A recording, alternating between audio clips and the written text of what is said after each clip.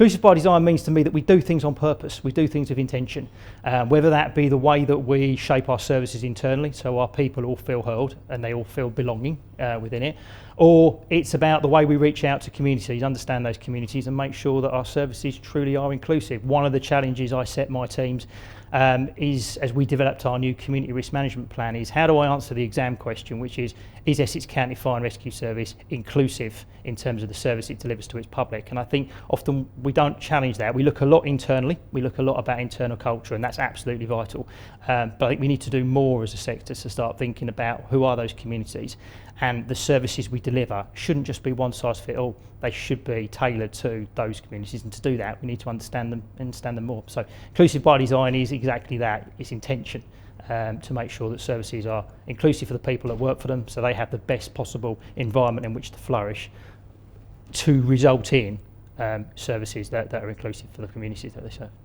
Inclusive by design, I'm going to give an example. I've been to AFSA conferences before, and one of the things I'm going to speak about today is the fact that how I was included. I walked into a room, which is very strange for me, a big skinhead white man in a room full of black and Asian faces, and yet everybody made me welcome, everybody included me in what was going on in that room, everybody took the time to speak to me, to shake my hands. And I asked myself that had it been one Asian or black man walking into a great big conference full of white people, would he or she have received the same welcome? It certainly was a life-changing moment for me, an absolute life-changing moment for me.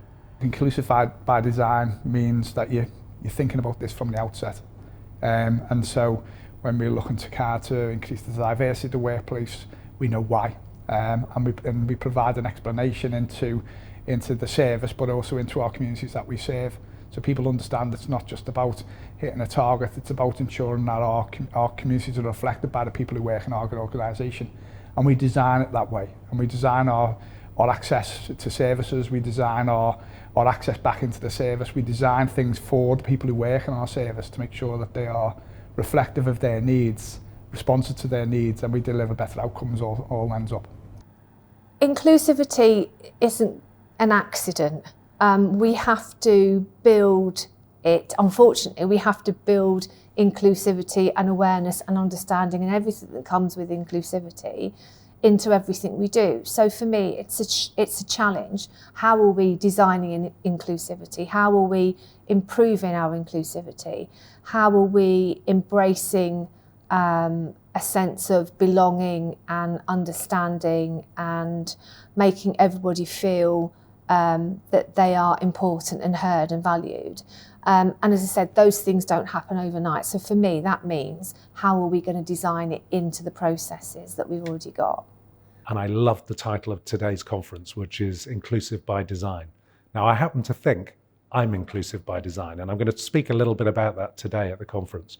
And the main reason for that is I'm the product of a 1961 mixed race relationship. My dad was a Bengali Hindu from Calcutta. My mum was a doctor. My mum was a white Welsh nurse from a tiny, tiny village in Snowdonia in North Wales, where they had never seen a man of colour when she brought my father home. And they agonized about having children. In the end, they had 3 children.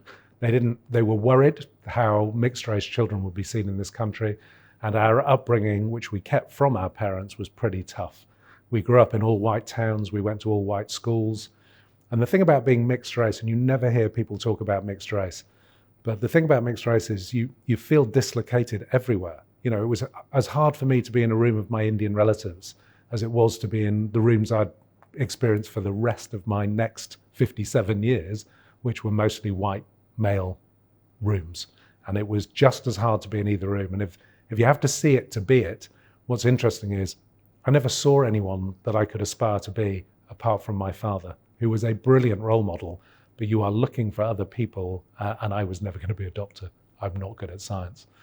So what I talk about is how to survive that. And I wrote a book called Turmoil, 30 Years of Policing Politics and Prejudice, talking about my career, but it also talks about what being a man in their 50s who's mixed race has experienced over decades of racism, institutional racism in particular professions, and what that does to you, you know, mentally and physically.